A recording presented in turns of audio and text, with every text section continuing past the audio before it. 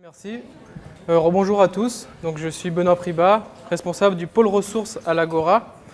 On va faire donc cette présentation à deux voix avec Pauline Sen, qui est ma collègue, qui est chargée d'études SIG à l'Agora. Donc, comme le disait Jérôme, on va essayer d'introduire modestement cette session de l'après-midi en vous parlant d'open data, à la fois la définition, les aspects réglementaires et les différentes pistes de mise en œuvre. Je passe le sommaire rapidement et je vais commencer par une date clé donc, qui concerne particulièrement les collectivités. Donc, c'est octobre 2018. C'est à cette date que les collectivités territoriales de plus de 3500 habitants seront censées avoir ouvert toutes leurs données. Ça concerne donc 4500 collectivités à l'échelle nationale et toutes les collectivités à La Réunion sont bien évidemment concernées.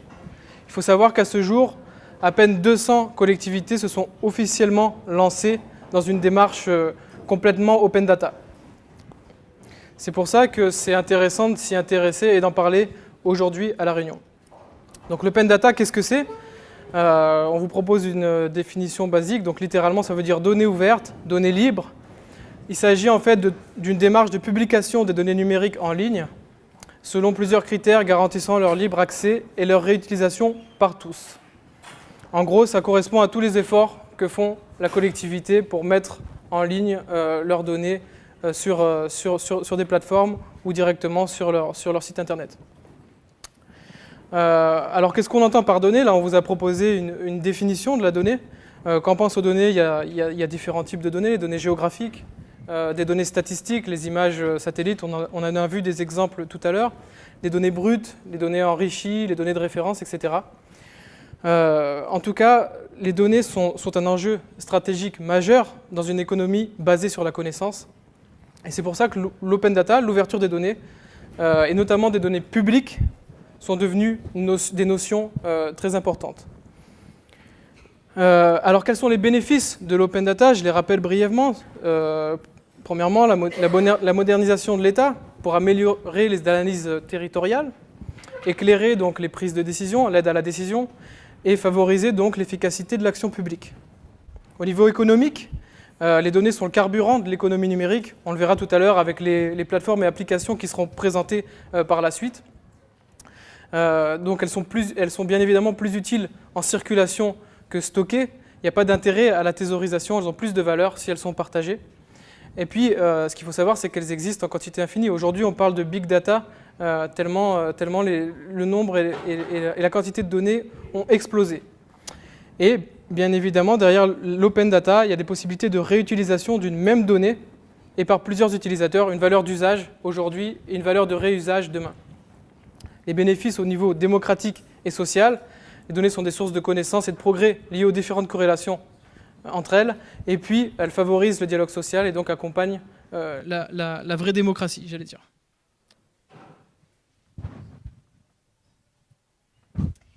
Alors, au niveau réglementaire, on va trouver un ensemble de lois qui vont venir en fait encadrer l'ouverture de ces données.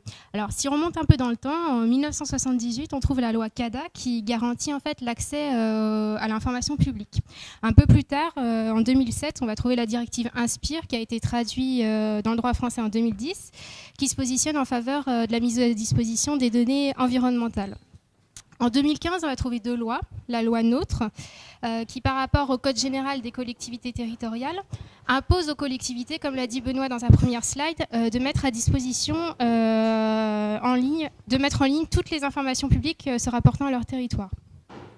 La loi Macron se positionne en faveur d'une ouverture des données des services réguliers de transport et de mobilité. Dernière loi en date, la loi pour une république numérique introduit l'obligation pour les administrations de publier dans un standard ouvert ces données qui présentent un intérêt économique, social ou environnemental. La loi prévoit que la commission CADA fera respecter ces dispositions, puisqu'en fait auparavant, si les collectivités ne mettaient pas à disposition leurs données, elles n'avaient pas de sanctions. Alors avec l'open data, on a vu émerger un ensemble de plateformes ou de portails qui facilitent en fait la réutilisation des données publiques grâce à des services comme la documentation technique, les forums de discussion ou encore des applications dédiées. Je ne peux pas citer toutes ces plateformes, il y en a une diversité selon les besoins des acteurs publics. Ça peut être des plateformes privées, des plateformes open source ou encore des plateformes indépendantes. Donc l'acteur, quand il prévoit en fait de livrer sa donnée publique, il doit au préalable en fait établir une licence type qui va en fait définir les conditions de réutilisation de sa donnée publique. Donc des licences types, il y en a un certain nombre. Aujourd'hui, on a décidé de faire un focus sur la licence ouverte, la LO 2.0. Pourquoi ce focus? Parce que la licence ouverte, en fait, elle s'inspire fortement du mouvement Open Data. Elle est compatible avec les licences internationales et qu'on soit personne privée ou publique, on peut l'utiliser. Donc 3 grands points sur cette licence. C'est une licence qui permet une grande liberté de réutilisation des informations, parce qu'elle est ouverte, libre et gratuite. Comme je l'ai dit précédemment, elle est compatible avec les standards internationaux. C'est une licence qui a une forte exigence de transparence, puisqu'en fait, elle rend obligatoire la notion de paternité. Et enfin, c'est une véritable opportunité de mutualisation pour les autres données publiques, puisqu'elle met en place un standard réutilisable pour les autres collectivités qui souhaitent, dans un futur proche ou lointain, mettre à disposition leurs données publiques. Donc on a parlé en fait réglementation, on a parlé licence type, on a parlé plateforme. Maintenant, qu'est-ce qu'il faut faire au préalable avant de diffuser sa donnée? En fait, 3 grands points. Un premier point sur la documentation de la donnée. Quel est le type de données, quelle est sa taille, quel est son auteur, la description de la donnée, etc. etc. Ensuite, il est préférable de livrer une donnée brute parce que ça garantit une meilleure transparence, même si les données que je dirais améliorées sont aussi appréciées. Enfin, il est nécessaire de favoriser les standards ouverts pour garantir une interopérabilité entre les données. Alors, en plus de toutes ces choses dont on vient de parler, ce qui est important pour une collectivité qui souhaite se lancer dans l'open data, c'est de prioriser les données qu'elle va pouvoir mettre à disposition du public. Donc l'association Open Data France a proposé un socle commun des données prioritaires stabilisées donc, depuis le 4 octobre 2017 qui doivent être mises en open data. Donc 7 ont été retenues au niveau local. Il y a les délibérations, tout ce qui relève des subventions, des marchés publics, également les équipements publics, ça c'est plus une donnée à caractère géographique, les statistiques de l'état civil, une autre donnée géographique, la base adresse locale, et puis enfin, parmi les données prioritaires, bien évidemment, le catalogue des différentes données publiées en open data et des autres données de la collectivité. Quelques exemples de données géographiques de référence qui sont dès aujourd'hui en open data. On a aujourd'hui le cadastre, le PCI vecteur de la DGFiP qui est disponible en open data, la base adresse nationale, la BAN, en collaboration avec l'État, l'IGN, la Poste et OpenStreetMap. Il y aura tout à l'heure une présentation d'OpenStreetMap qui participe donc à ce grand projet BAN. Le répertoire sirène des entreprises de l'INSEE qui est aujourd'hui également en open data. Et puis le référentiel à grande échelle, bien évidemment, de l'IGN. Au niveau local, l'Agora souhaite s'inscrire et montrer l'exemple dans cette libération des données. Et donc on met à disposition en open data sur la plateforme PIGO, donc la base permanente des postes et des flux, qui est en collaboration bien évidemment avec les communes, qui est l'ensemble des règlements d'urbanisme et des données géographiques associées sur les 24 communes de l'île et mise à jour de manière permanente depuis 2011. Également la base permanente des équipements publics, c'est le même principe, et toutes les données relatives à l'étalement urbain. Donc je vous ai dit que c'était à disposition sur la plateforme PIGO. Je vais vous dire juste 2 mots sur la plateforme PIGO, qui est un exemple de plateforme open data. L'une des premières expériences, en tout cas réussies, à La Réunion de mutualisation des moyens et des données publiques, à l'initiative de la région Réunion, de l'État, du département et financée par des fonds FEDER.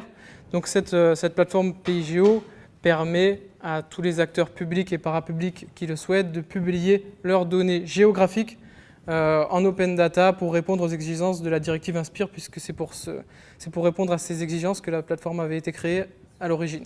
Elle existe depuis 2013 et donc aujourd'hui on a un certain recul sur cet outil qu'est-ce qui a fonctionné, qu'est-ce qui n'a pas fonctionné.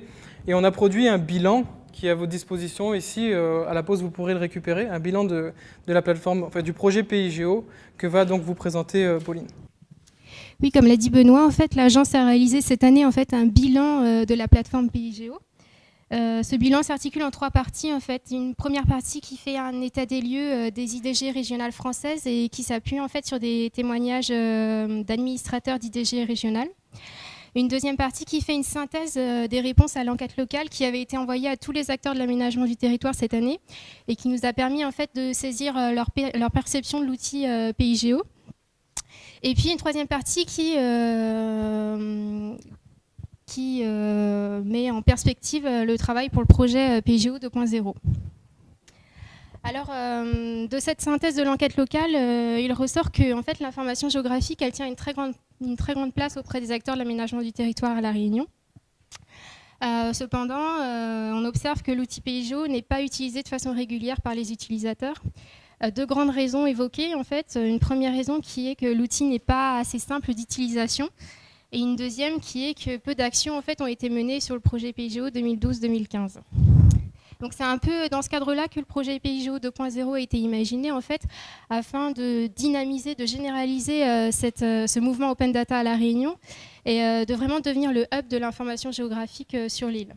Donc 4 grands axes de travail pour le projet PIGO 2.0. Un premier axe sur l'animation du projet, sur des actions de communication ou de formation. Un deuxième axe vers une meilleure valorisation des contenus qui sont partagés sur la plateforme via des applications dédiées. Je pense notamment au portrait de quartier mené par l'Agora ou encore l'étude menée sur les zones d'activité à La Réunion.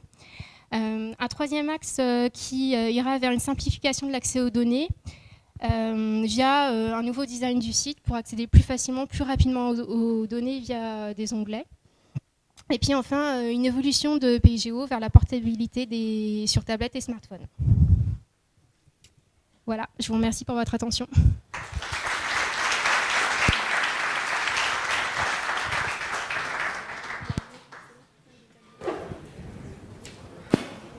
Nous avons la place pour 2 ou 3 questions. Oui.